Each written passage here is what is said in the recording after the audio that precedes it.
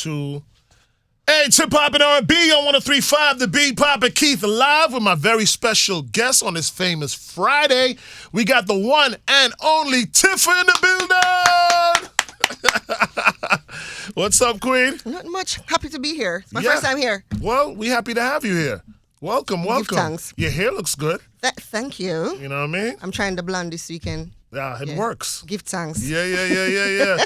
Well, listen, man, I'm so happy to have you. I called you really through our good common friend, Mr. Ecstatic Stretch. I had reached out and wanted to invite you to come to our, how do I say it, Caribbean American Heritage Month celebration called Sounds of the Caribbean that we're doing tomorrow, Saturday, at Carol City Park, a.k.a. Walt Frazier Park, where we're bringing out the big sound system, and we're going to have DJs playing, and we have some artists that are passing through. Like myself. Right, like yourself. But, you know, the reason I found it important because that's where a lot of us really discovered and fell in love with the music is through the sound systems and through the DJs. So I'm watching all of these celebrations going on, and, you know, I'm seeing Mocha Jumbies, I'm seeing this, Steel Pan, and all of that is great stuff for the Caribbean, but Except for the sound system. Yeah, nobody's really showing love to the sound systems and the DJs and stuff like that. And you know, and I don't think they understand how integral that relationship is with the artists. So you being a Jamaican artist, I don't want to put you in a box, so I'm going to just call you a Jamaican artist, an artist from Jamaica, right? Can you speak to the relationship between the DJs or the sound systems or the sound man and the artists? I think not only is it for Jamaica, but for everywhere. Even here, hip hop. You know what I mean? Like the music was birthed out of sound system culture. You know what I mean? The music was birthed out of the boxes, the big boxes, and the person screaming over, you know, the music and the introductions. And a lot of us, and even now, even though social media, you know, is a thing now, but if you guys don't play the records, nobody hears them. Because the whole point of it is to go out into the dance hall or go out into the party and actually hear the song outside. Right. So, I mean, it's not even an integral part. It's necessary. It's like a woman having a baby. You know what I mean? Like you need the woman to have the baby. Like you need the sound system culture to have the music. And especially for dancehall, especially for Jamaica, that is how a lot of it was birthed. You know what I mean? And that is how even a lot of the stars were birthed, is because they sang over the sound system. They were in the dance hall singing on the mic and the sound system. That's how they got their breaks. You know what I mean? So it's a very, very necessary part of our culture. And thank you for so much for shining a light on that and, you know, letting people really understand it from an artist point of view. Because I could talk about it as a DJ, they're going to think I'm gloating or bigging up myself, right? But to you to be able to talk about it from an artist standpoint, I think carries a lot more weight and merit towards it. Well, you know, let's get to the artist now. You are an artist, an amazing artist. You've given us many hits over the years. Can you please tell us how the music finds you? How did you get involved with music? You know what? It was something that I could not escape. It's a very weird thing. I was actually somewhat born into it. So my grandma was a large part of that sound system culture, so to speak. She had a really big, popular restaurant and bar in downtown Kingston. Now, you know, downtown Kingston is the mecca of like dancehall. Of course. So she was in the mix of everything. She had a little gambling around the back, you know what I mean? Everybody would come to her around, like her spot was the spot. So just growing up around that, seeing my mom, like my mom was on them old dancehall tapes, you know, them krill and whatever. Like I could see, like if you buy certain tapes or I look back at DVD, you see my mom. You know what I mean? She's a part of the dancehall culture. So in the prom dresses. Exactly. In the prom dresses and the linen and the big grip. Yeah. My mom, my aunts, they were all in that whole vibe, the musical dance, and so I grew up around that whole energy. And then what really cemented it was I had a lot of cousins. And we would just have dancing contests, singing contests every evening, because we would meet at the restaurant and all of us would have dinner every evening. But then after that, my grandma had passed, God rest her soul, and then we moved uptown. My mom met my stepdad, and my stepdad was a producer. So most people don't know, but it is my stepdad that brought Lady Saw to the world. He managed and put out Lady Saw. Marion Hall, Lady Saw. Exactly. He is Diamond Rush Records. So growing up, like I would see all of them come to the house. You know what I mean? Like radio people, Dennis Brown, Lucian, all of them used to come to the house. And I used to, like, a lot of the times follow my mom to the studio to bring him food. So, you know what I mean? There are evenings when I just want to go home and she had to go to Tough Gang or Dynamics to press records that those times used to press record and CD. And I'd be like, Mommy, I want to go home. You know what I mean? So I, like, that experience and the whole energy and vibe, like, most people cannot talk about it a lot. But I literally grew up in it. Wow, that is crazy. So when did you like find your voice in it? What was that moment that somebody say, "Yeah, this little girl, they bought the place, but she have something"? All right. So initially, so how it worked in my household was, if you get good grades, then you can do basically what you want. Not anything, but we give you the leeway to do the things that you want to do. So a lot of the parties back then, like we could go, would be chaperoned. But if we maintained a particular like average, we could go out, we could whatever. Initially, they didn't really want me to go into singing. So the deal was, okay, you can do the singing thing if you go to college. My mom is like, you're my only child. You're going to go to college. So you can do this artist thing because we know you have it. By this time, I was a part of a performing arts group in Jamaica. They're called Asher. They come to Miramar all the time. I toured with them, Kingston, the US, as a kid, like in a group. Wow. So I'm formally trained in singing, dancing, acting because of them. But then when I got to college, the guy I was talking to at the time, my boyfriend, he was just like, "Yo, you can do all of this stuff and you're not doing anything. Like, you're not singing. You're not here like a little makeshift studio." He's like, "Yo, I think you should record a song." So I said, okay. Recorded the song by Big Ship. Wow, Freddie. By Big Ship. Myself, Chino, Wayne, Marshall, all of us went to Wolmer's, went to the same high school. So I recorded the song there, and then it ended up in the hands of my cousin. My cousin was like, are you sure you want to do this? I'm like, yeah.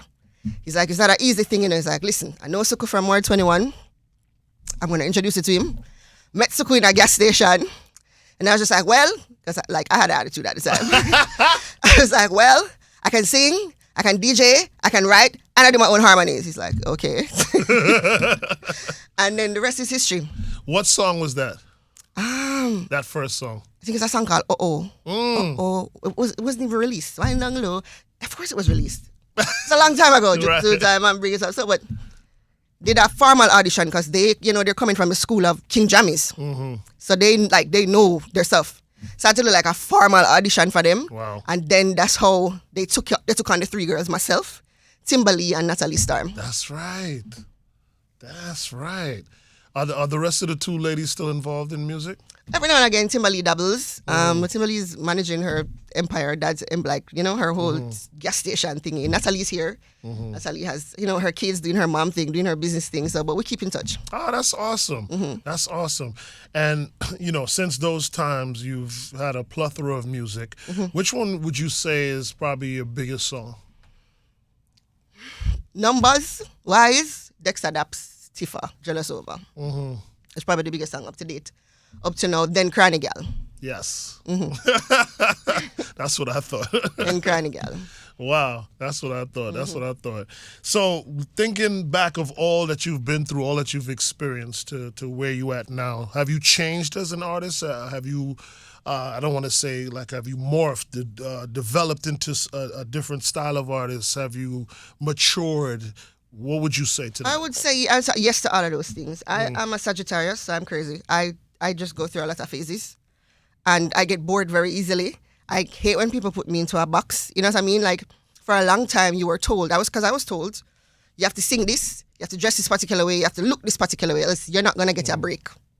And I was just like, well, I'm going to do it on my terms. You know what I mean? I was told that this is what you have to do, which never made any sense to me because how many times are you going to hear dash out, spread out, bend over? Like, how many times are you going to hear the same song in different words? You know what I mean? I just wanted to, as a writer, I just wanted to emote my feelings and my friends' feelings and things that were happening in the space.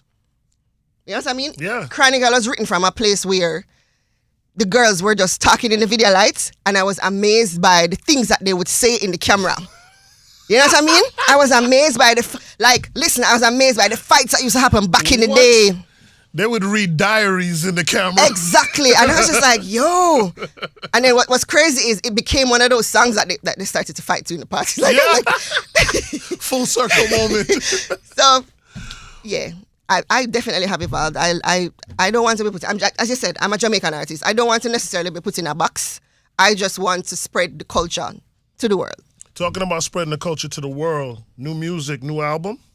Yes. Let's Everybody's asking me that. Like, let's just put it this way. I'm literally sitting on maybe like 4 albums. Wow. I recorded a full reggae album with live instruments last year with my stepdad. That's our first project. Mm-hmm. We recorded a full reggae album. But yes, definitely you guys are going to get... So I don't want to talk about it before it happens. Right. Because, you know, the dirty people listen. So when the time is right, you will get first dibs though. Thank you, When Eddie. the time is right. But there's a lot that's going to happen this year. There's a whole lot. I've been working, even though you see me do other things, I've been working behind the scenes. Like, this is my passion. Yeah. This is my boyfriend. Yeah. You know what I mean? Yeah. So, yeah. That's what's up. Well, listen, I'm so happy you shared this story, and you have me very excited for this next chapter of yours that you can't really dive too deep into, you know. And I appreciate just who you are. I mean, when I was running, you know, in the campaign, you had this show at Stretch, and we connected there. And just since then, I just was like, yo, she's dope, like differently, you know, because I only ever knew you as an artist, you know. I didn't get to like peel back the layer. We went and got something to eat after, I think, and you know, and I was like, yo, she's really cool, you know. And I just really recognize you, and I feel the same about you. Oh, thank you, Queen. So we just kind of connected ever since. But I always had it in my head, well, if she need me, I'm here for her. You know what I mean? And clearly vice versa, you know, because we're coming together, you know, to do something really special for the community.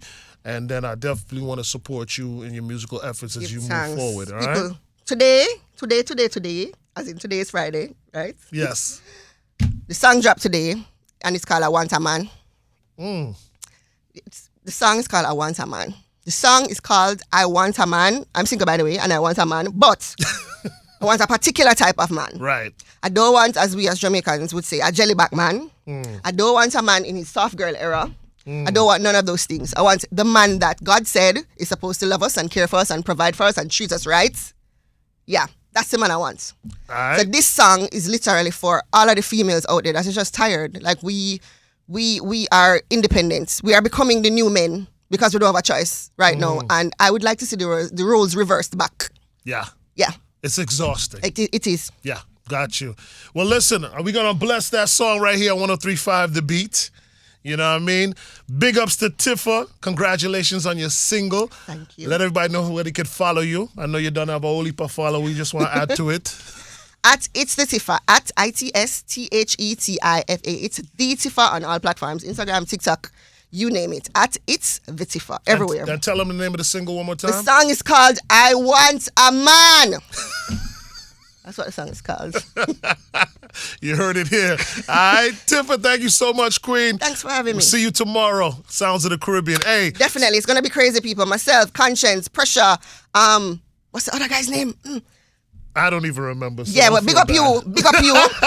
But Major Hype is the host. Yes. And of course, you know, you're going to see Papa Keith and we're going to have an awesome time. Absolutely. Yeah. Love you, Tifa. Mwah. Love you too. All right.